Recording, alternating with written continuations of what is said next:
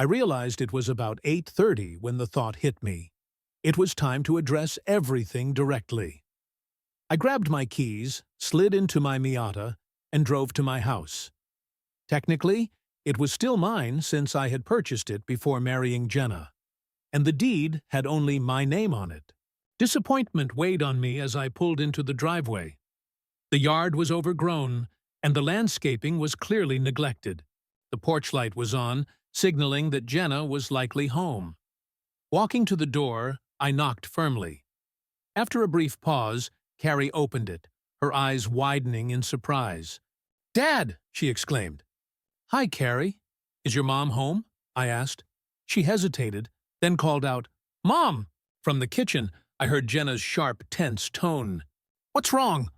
Carrie continued to stare at me, and then loudly announced, "Dad!"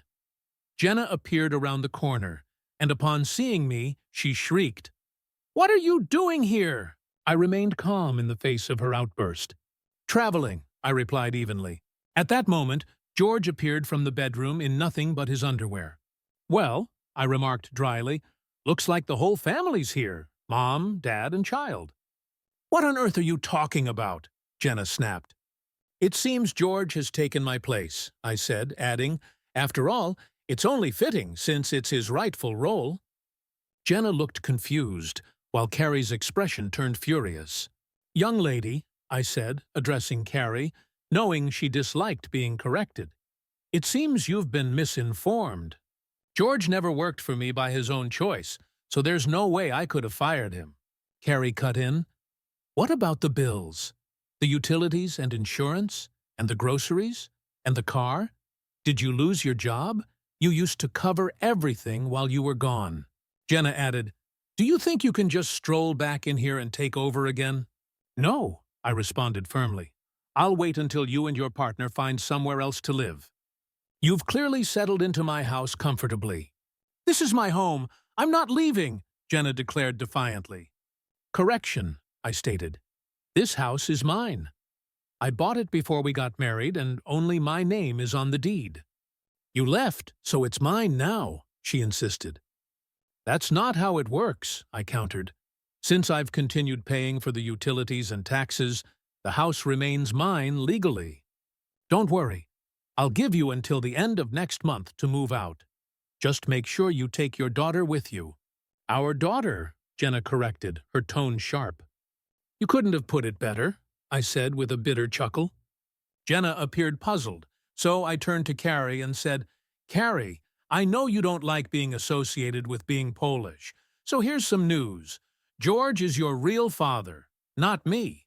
The room fell into stunned silence. After a moment, Jenna whispered, "What?" "Yes, Jenna," I said, my voice cold. "Your recklessness on our wedding day resulted in a child, but not mine. Good news for you, Carrie. Now you can take your real father's last name and be proud to be Carrie George's daughter. Perhaps your mom even chose your name out of love for her partner." Jenna and George exchanged panicked looks, George's face paling. "Well, George," I said, turning to him, "don't you think it's time to step up as a father? On the bright side, it's just 4 more years until she's off to college." Jenna and George stammered simultaneously, "I don't believe this." I reached into my pocket and pulled out the DNA test results, handing them over. "See for yourselves," I said flatly. They grabbed the document, their eyes scanning the pages, and then slumped in defeat. Turning back to Carrie, I said, "Let your mom and George know they'll be receiving divorce papers next week, along with an eviction notice." Then, without another word, I walked out. As I left, a whirlwind of thoughts consumed me. Had this affair lasted throughout our marriage? Was I just a convenient choice? I felt humiliated and betrayed. George had mocked me behind my back while throwing Polish jokes in my face. Back at my apartment, I drowned my thoughts in beer. The next morning, I met with my lawyer to start the divorce process. Knowing I might have to sell the house and divide the proceeds was tough, but at least I wouldn't owe alimony or child support, especially now that another man had taken my place. Or so I hoped. The betrayal by Jenna and George had cut deep. Rebuilding trust, whether with a man or woman, seemed impossible. Therapy might be a necessity, I thought bitterly. As the divorce progressed, I returned to work at the dealership, making it clear to colleagues that I was no longer in charge and only needed a single sale per week to get by. When the court ordered child support, I ensured my bank accounts were nearly empty, leaving just enough for basic expenses. By the month's end, Jenna had hired a lawyer. How she afforded one, I didn't know, but perhaps it was pro bono. Still, they couldn't find any substantial evidence against me after examining my accounts and the business sale. Meanwhile, George reportedly spent 2 weeks visiting the dealership almost daily, hoping to get work from Anna. She consistently turned him down, and eventually he gave up. Lacking his ASC certification, his only option was a $13 an hour job doing quick oil changes at Valine. I notified Jenna through a realtor that I was listing the house for sale. Having already served her an eviction notice, she had to vacate before closing. One evening, Jenna showed up at my apartment. Reluctantly, I let her in. "What do you want?" I asked. "Kurt, can we talk?" she pleaded. "I don't think that's a good idea. We're in the middle of a legal dispute," I replied. "Come on, Kurt. Just the two of us. No lawyers. Can't we have a civil conversation?" she begged. "Fine. Let's go to Denny's," I suggested, thinking a public setting would ensure witnesses. At the diner, after some polite small talk, I asked, "Why, Jenna?" She hesitated, then admitted, "I cared about both of you and couldn't decide." "So you were seeing us both at the same time?" I pressed. Jenna lowered her head. "Yes, but George warned me not to tell you. He said it would ruin your friendship." "Then why agree to my proposal?" "I loved you," she said, her voice trembling, "but I loved him too.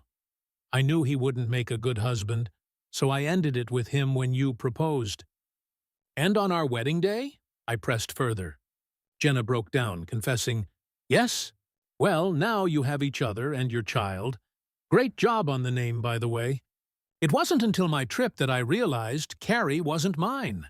"Kurt, I still love you," she said tearfully. "Maybe, but you don't know what love truly is," I replied coldly. "I loved you more than anything, but you can't say the same."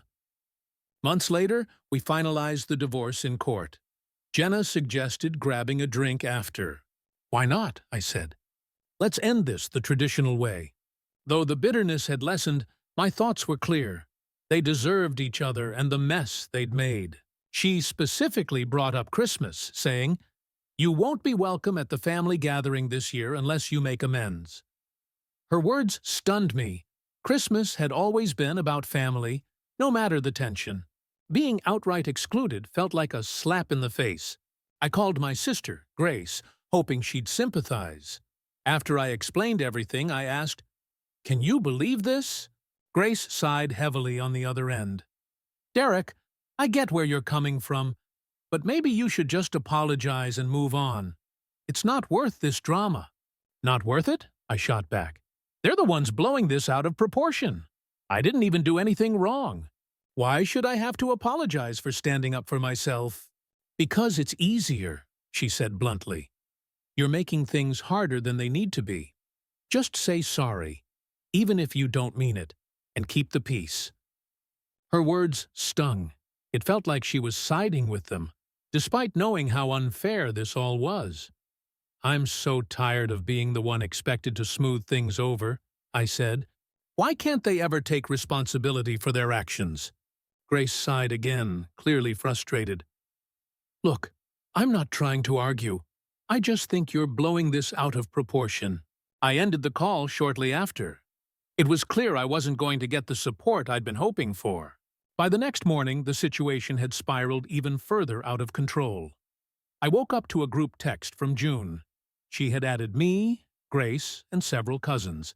The message was long and overly dramatic, essentially a public proclamation of my exclusion from the holiday gathering. "For the sake of family harmony, we've decided it's best to celebrate without unnecessary drama this year," she wrote.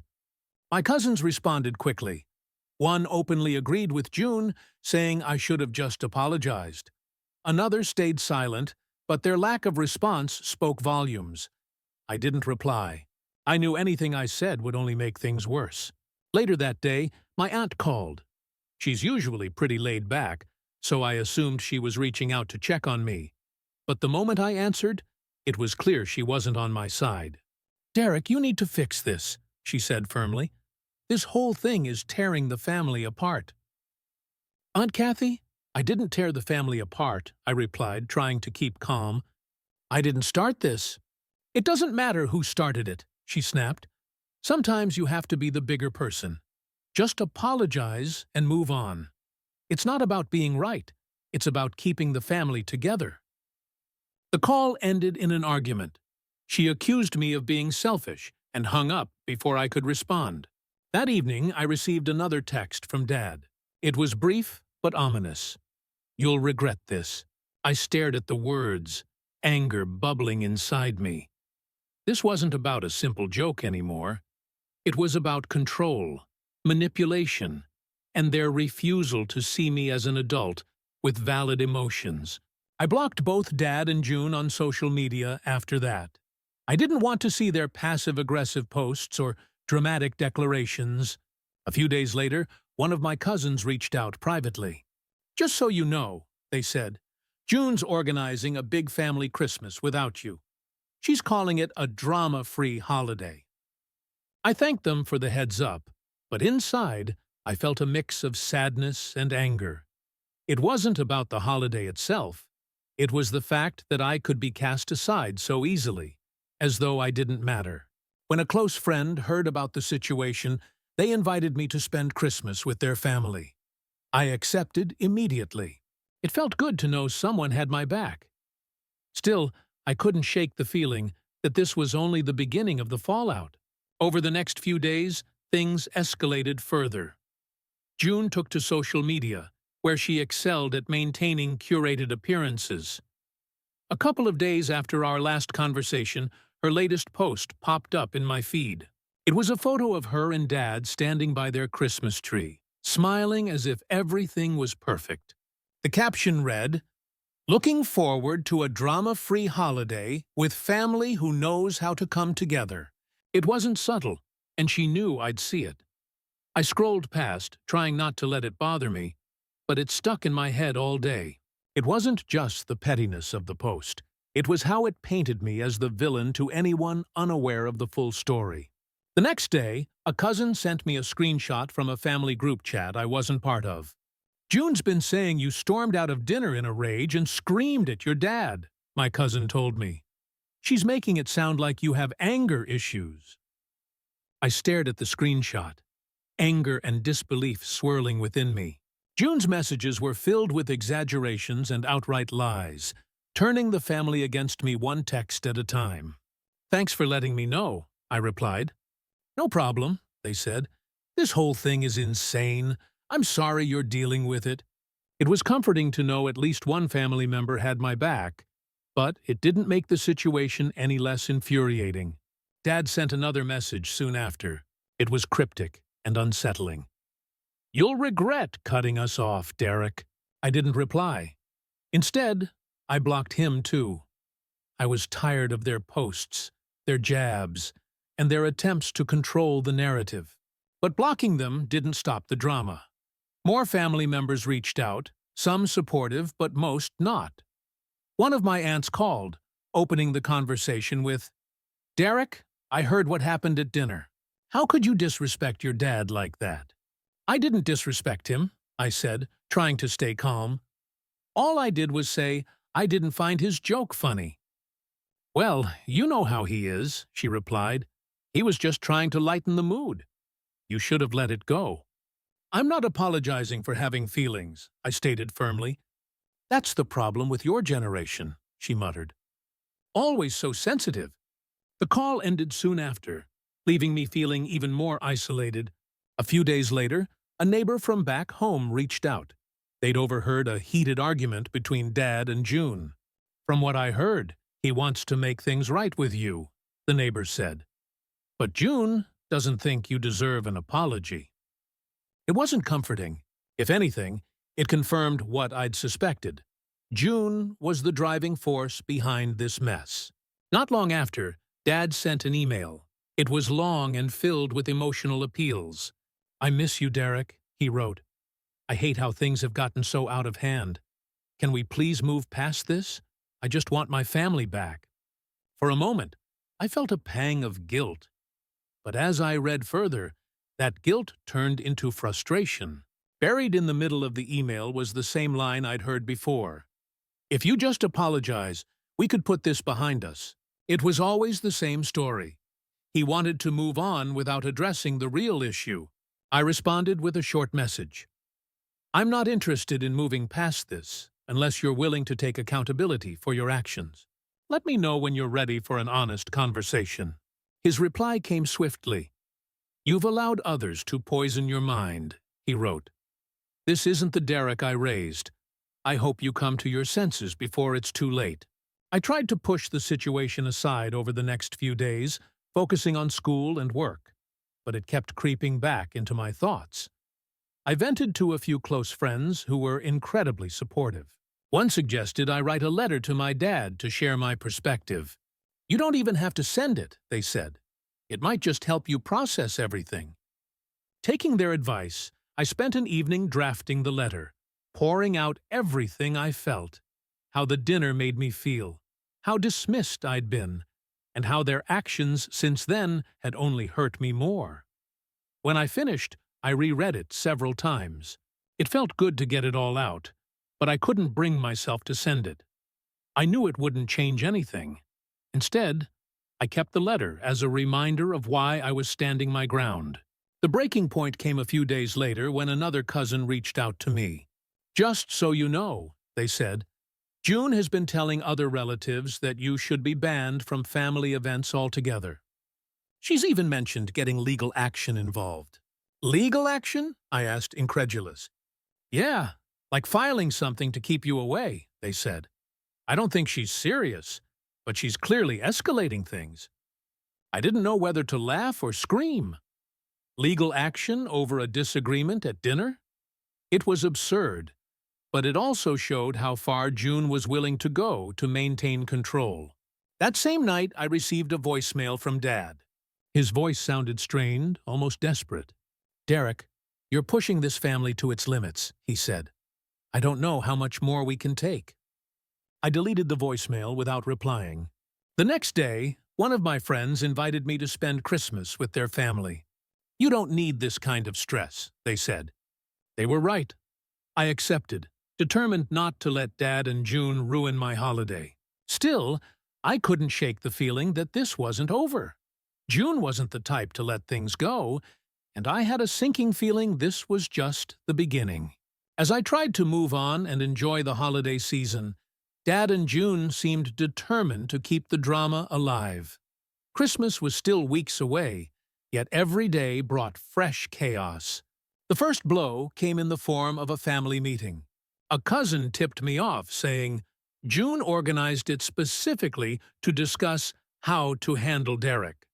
You're not invited, obviously. From what I've heard, it's about officially banning you from Christmas." I wasn't surprised, but it still stung. The thought of being discussed like a problem to be solved without the chance to defend myself was infuriating. Later that week, I got an email from June. This wasn't her usual passive-aggressive message.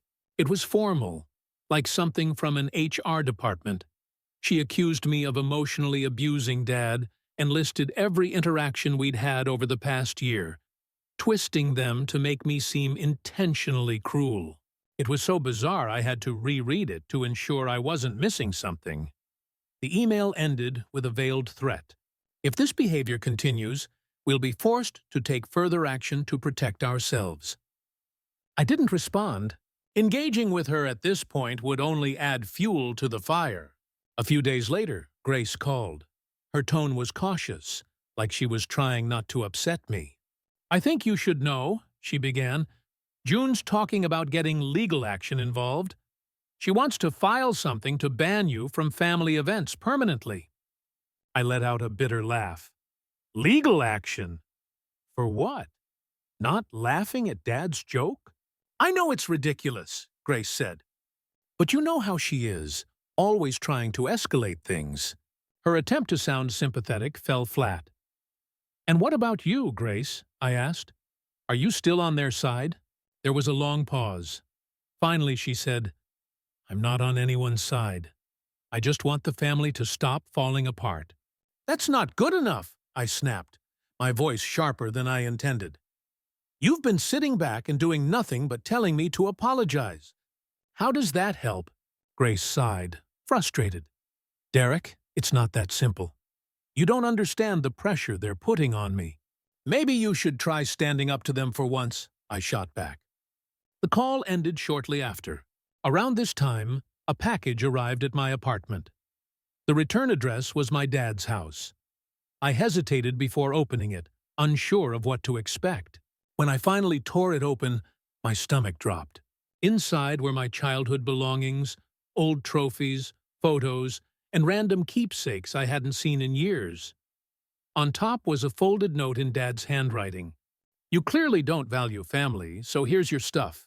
We don't need it cluttering our home." I stared at the note, my emotions swinging between anger and heartbreak. This wasn't about clearing space. It was a deliberate message. I shoved the box into my closet, not wanting to look at it any longer. Ignoring it felt like the only way to hold on to my sanity. The final straw came a few days later when a cousin forwarded me screenshots of a group chat. June had been spreading more lies, this time accusing me of being unstable and claiming I'd been a troublemaker since childhood. "She's really going all out," my cousin said. "That's putting it mildly," I replied. But the ultimate blow wasn't from the group chat or even an email. It came in the form of an official-looking letter from a lawyer. When I saw the envelope, my heart sank. I opened it cautiously, half expecting a restraining order. Instead, it was a defamation claim accusing me of spreading lies about June and Dad, damaging their reputations, and causing emotional distress. I was floored. I hadn't shared anything beyond my immediate circle of friends. It was clear they were trying to intimidate me into silence. I brought the letter to a legal advisor who dismissed it as baseless. "This is just a scare tactic," they said. "They don't have a case." Even so, it was a new low, even for June. A couple of days later, a friend of mine did something unexpected. Without telling me, they wrote a post online about my situation. They kept it anonymous, but framed it as a story about family drama and manipulation. The post went viral, with thousands of shares and overwhelmingly supportive comments. When my friend told me, I wasn't sure how to feel. On one hand, it was validating to see strangers take my side. On the other hand, I knew it would only make things worse if my family found out. And, of course, they did. Grace messaged me, furious. "How could you post about this online?" she demanded. "You're making the whole family look bad." "I didn't write it," I explained. "A friend did, and they didn't name anyone." "That doesn't matter," Grace snapped. "Everyone knows it's about us." "You're airing our dirty laundry and making everything worse." I didn't bother arguing. No matter what I said, Grace would find a way to blame me. The next email from Dad was more of the same. Guilt-tripping and dramatic, filled with phrases like, "You're tearing this family apart," and "We can't move forward until you take responsibility." By then, I'd had enough. I drafted a cease and desist letter regarding their baseless legal threats and sent it to them. It wasn't fancy, but it made it clear I wasn't going to tolerate their intimidation tactics any longer. A few days later, June sent a scathing reply. She accused me of ruining Dad's health and causing stress that was wearing him down. It was classic deflection, blaming me for the consequences of her own actions. After that, extended family members started reaching out. I hadn't spoken to them in months. Some relatives reached out with support, saying they believed me and thought June had crossed the line. Others were just fishing for gossip, more interested in the spectacle than the truth. For now, I decided to completely cut off contact with Dad and June. I blocked them on every platform and told mutual family members I didn't want updates about them. It felt extreme, but at this point, I didn't see another option. Something had to give, and it was clear they weren't going to change. For a while, there was quiet. Cutting them off on social media gave me some peace, and I focused on finishing the semester. But the calm didn't last. The first disruption came as a surprise call from an old family friend, Linda. I hadn't spoken to her in years, so hearing her voice felt both unexpected and unsettling. "Derek," she began, "I don't know if you've heard, but your dad and June have been saying some really nasty things about you. I thought you should know." "What kind of things?" I asked, bracing myself. "They're telling people you're manipulative, ungrateful, and tearing the family apart," she said bluntly. "But I've known you since you were a kid, and I'm not buying it. I've seen June pull stunts like this before." Hearing that someone else recognized June's behavior was both validating and exhausting. It confirmed that I wasn't imagining things, but it also reminded me how far she was willing to go to tarnish my name.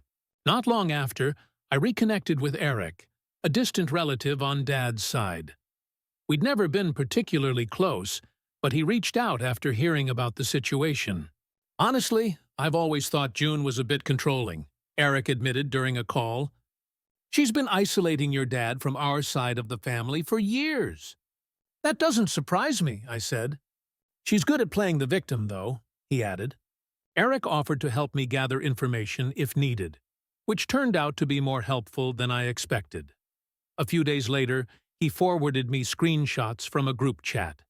They were more messages from June, filled with lies about me being a troublemaker. She had even fabricated stories about me having outbursts at family gatherings. "She's relentless," Eric commented. "Tell me about it," I muttered. Amid all this, Dad sent another email. It seemed like an attempt at reconciliation, or his version of one. "I regret how things have escalated," he wrote. "I just want to move forward and put this behind us." For a brief moment, I considered replying, but as I read further, I realized it was the same hollow apology as before. He still refused to acknowledge the incident at dinner or take responsibility for his role in the drama. I didn't respond. The real shocker came one evening when Eric called me. His voice was low, cautious. "You're not going to believe this," he said. "I overheard June pressuring your dad to take you out of his will."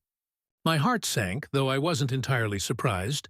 It aligned perfectly with her pattern of control. "She's convinced him you don't care about the family anymore," Eric continued. "I thought you should know." "Thanks for telling me," I said, trying to steady my voice. After the call, I sat alone in my apartment, trying to process what I'd just heard. It wasn't about the money. I couldn't care less about that. It was the principle. The thought that she was actively working to erase me from my family was gut-wrenching. Around this time, Grace reached out again. This time, she seemed conflicted, almost apologetic. "Look, I know I haven't been supportive," she admitted, "but you need to understand. They've been pressuring me to side with them. It's not as simple as you think. Grace, they're manipulating you the same way they're manipulating everyone else," I said. "I know," she confessed, "but it's hard to go against them. They've made it clear that if I don't stay in line, I'll be next on their list." Her words made me angry, but I also felt a flicker of sympathy. Their tactics had clearly worn her down. "Just think about what you're supporting," I said before ending the call. "You don't have to fight them, but you don't have to help them either." Over the next few weeks, cracks began to show in June's influence. Some extended family members started reaching out with support.